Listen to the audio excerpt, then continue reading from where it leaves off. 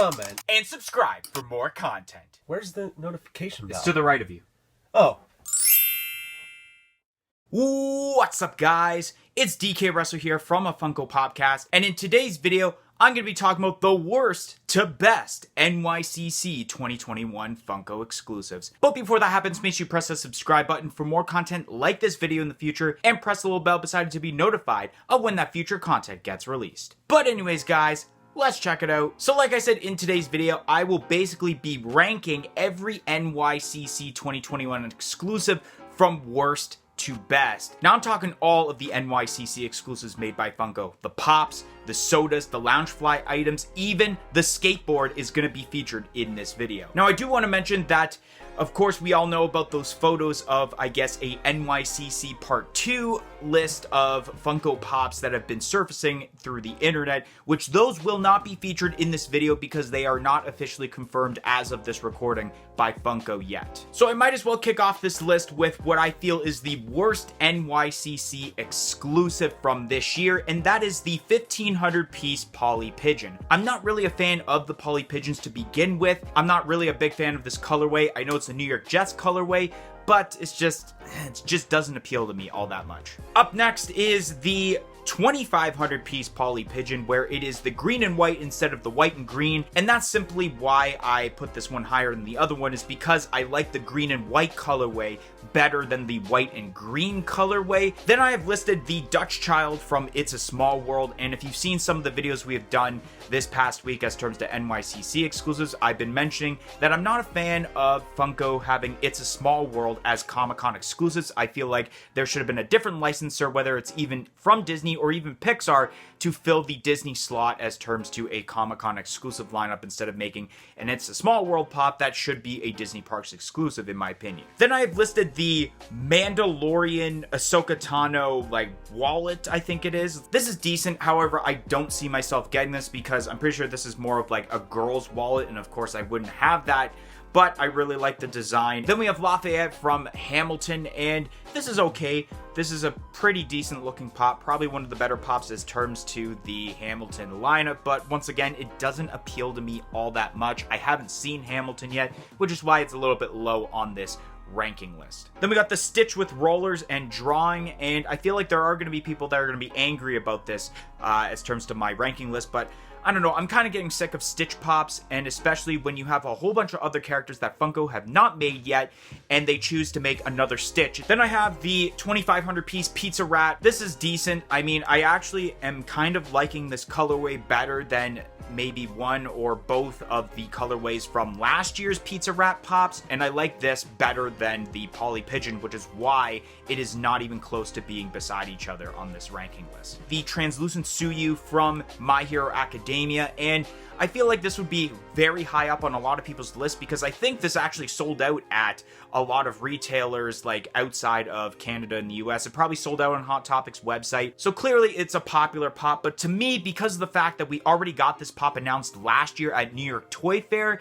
and it was kind of a pop that we already knew about and wasn't like a brand new pop, is kind of why it is lower on this list. Then we got the Pumpkin Mcnugget from the McDonald's lineup, and I was a little disappointed to see another Mcnugget for the McDonald's lineup as a Comic-Con exclusive, but I'll be honest, this pop is starting to kind of grow on me. Like, when I originally made this list, it was right near the bottom, but it's starting to kind of grow on me, and I like the detail within the, like, facial expression and just the whole outfit, and this pop actually, I think on the Funko shop, sold out. Up next is the Diamond Collection Eevee, which this is okay. I'm surprised that we didn't get this earlier as a normal exclusive, kind of like we got that Pikachu. But I think what really worries me about this pop is how the brown is going to turn out as terms to the glitter, because I've actually never really seen any pops before that have brown glitters. So I'm curious to see, like, is it going to be kind of as bright as the glam shot is showing, or is it going to be this really dark color that just does not look good, kind of like orange when you see like Charmander as a diamond collection. Then I've listed Jiraiya from Naruto, and this is a pretty decent pop. I think this is actually the first standalone pop of Jiraiya, because the only way you can get him is the pop rides of him on the Toad. That was a Hot Topic exclusive. Boba Fett Unmasked pop, and this is really cool. A lot of people were super hyped about this pop because we all wanted an unmasked Boba Fett, or even Boba Fett overall as terms to the Mandalorian lineup of Funko Pops, and now we have him. Then I've listed the Three Musketeers Goofy, and I really like the overall design, and I kind of like it better than both the Mickey and the Donald we got from WonderCon and FunCon respectively. And I feel like if I were to get one of the Three Musketeer pops, it'd probably be Goofy out of the three, to be honest. Up next on the list is the mini backpack of Kylo Ren with the Knights of Ren, and this is actually a pretty cool design. I don't collect Loungefly backpacks all that much, because especially this version of a Loungefly backpack are more of the girl backpacks, which are a little smaller and will probably break the straps if I were to have one of these backpacks on.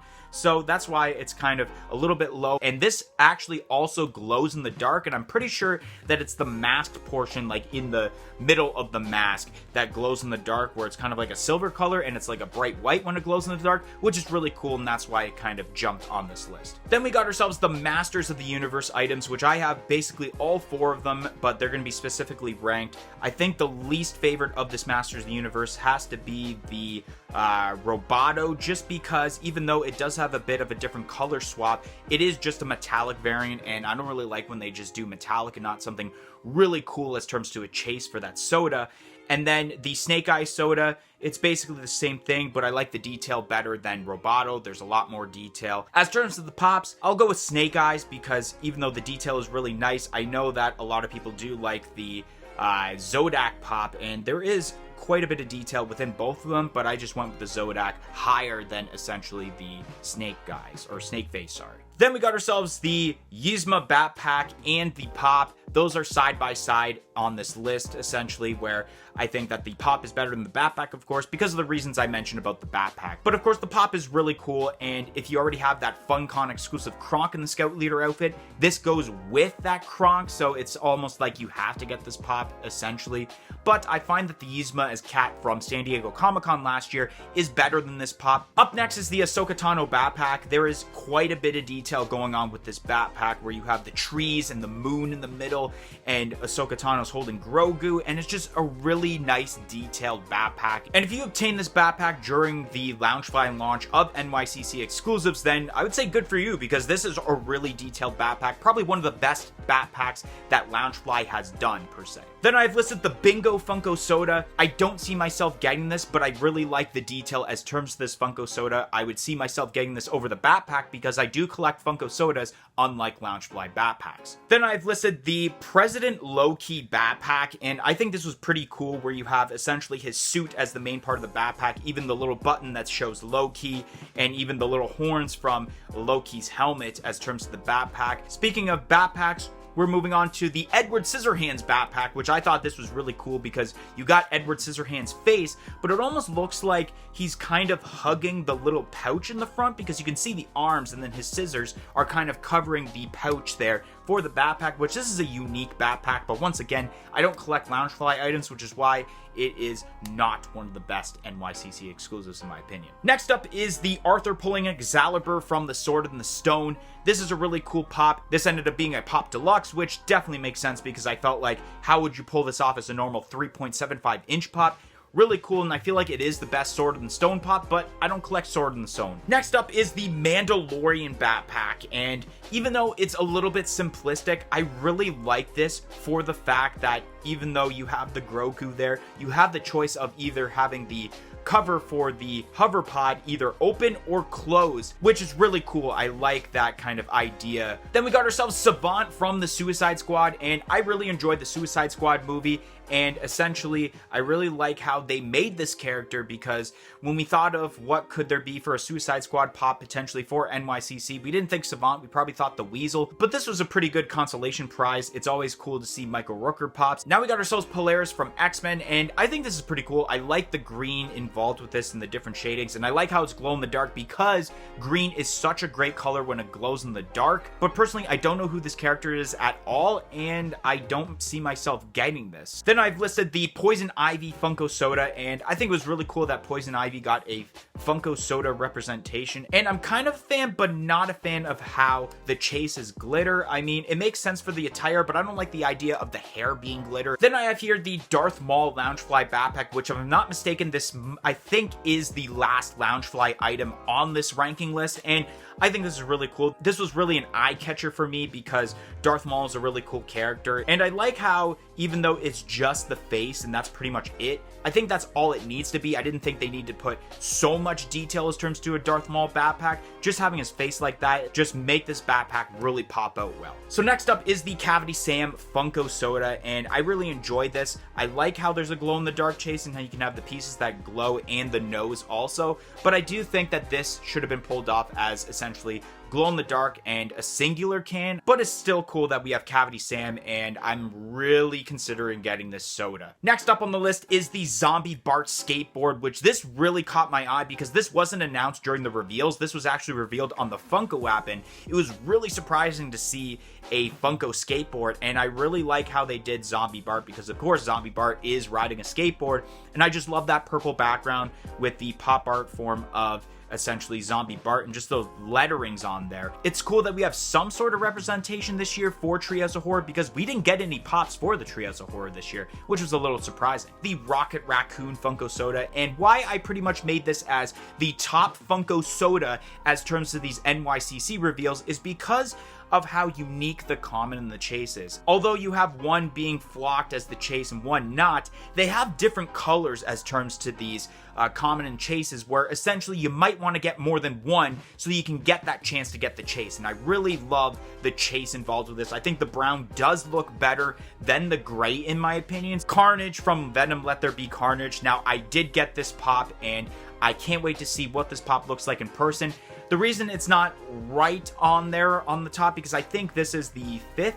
1, 2, 3, 4, 5. Yeah, so this is the fifth pop, so essentially the fifth best exclusive on this list is because of the color that it turned out to be, or at least what the glam shot shows, where it's kind of that kind of brownish color and not a bloodshot red like I'm hoping this pop would be. Up next is the 6-inch Tiamat from Dungeons & Dragons, and I think just on detail, this is fantastic. Funko always kills it with the Dungeons & Dragons pops, and this is no exception.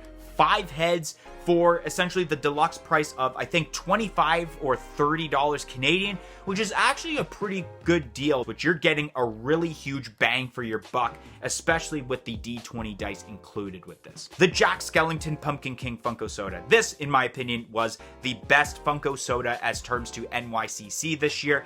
I really like not only the pose involved with this, but how the chase is, because this was also one of those exclusives that weren't previously announced by Funko during the actual reveals. This was revealed during the shared retailers reveals and was like, wow, there's a Jack Skellington Funko Soda as the Pumpkin King. And I like how the chase turns out. It is not only glow in the dark, but you do see the aspects of the clothes burning and it's on fire, which is really, really awesome. Up next, which I would consider as the second best NYCC exclusive in my opinion for this year, is the All Might from My Hero Academia. I've always been a fan of the weakened look of All Might rather than the buffed version. I felt like if it was another buffed version, this pop would have definitely been way lower on this list. Maybe, I wouldn't say like too close to where Suyu is, but I think it would be like somewhere in the middle of this list. But because it is a weakened form and you got that really cool face sculpt and the hair sculpt involved with this pop, it definitely deserved to be higher up on this list. And ladies and gentlemen, the last pop to discuss about, yes, it's a pop and item overall, my favorite NYCC exclusive item from this year in 2021 is Shroot from The Office. Of course, as you guys seen behind me, whether you are new to this channel or not, I am trying to get a full complete Office collection, and I am a huge fan of the Office TV series. Not only that, it's cool to actually see a brand new character as a Comic-Con exclusive for the Office lineup. For basically the last year and a half, we've been getting just Dwight Schrutes, and then we had a new variant of Stan Lee for FunCon. So to get a brand new character for the Office lineup as a Comic-Con exclusive is really refreshing, and I feel like Funko needs to continue doing this, honestly. Anyways, guys, that's gonna be the end of today's video. If you enjoyed today's ranking video, make sure you smash that like button, comment in the comment section below, and let me know what you feel was the best NYCC exclusive item from Funko this year. And like I said earlier, press the subscribe button for more content like this video in the future, and press the little bell beside it to be notified of when that future content gets released. But anyways, guys, thank you for watching today's video, and hope to see you guys next time. 1, 2, 3, I'm out of here. Follow us on all of our social media platforms on Facebook, Twitter, and Instagram at A Funko Podcast. If you want to check out some of our other content that's featured on our channel, you can click either the playlist that's on your screen right now featuring previous episodes of our weekly podcast, A Funko Podcast, or we have suggested a video for you guys in relation to today's video.